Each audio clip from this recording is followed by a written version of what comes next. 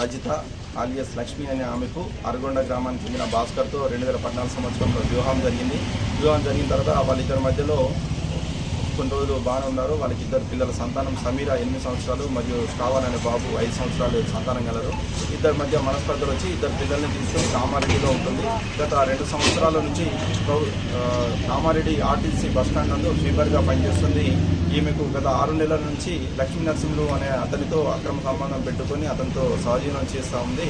ఈ క్రమంలో నిన్నటి రోజున ఆమె స్వీపర్ పనికి వెళ్ళిన తర్వాత లక్ష్మీ నరసింహులు ఇంట్లో ఉండి ఆ బాబుని గొంతు నులిమి మరియు ముక్కు నోరు మూసి చంపడం జరిగింది. నేలకేసి కొట్టిండు. అదేవిధంగా ముక్కు కళ్ళల్లో కారపొడి వేసి కొట్టిండని చెప్పేసి తెలిసింది. దీని మీద కేసు నమోదు చేసి దర్యాప్తు చేస్తాము.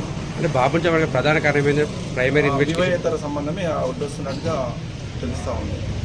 బాబు వడ్డొస్తున్నాడని చెప్పేసి చంపినారన్నట్టు తెలుస్తుంది.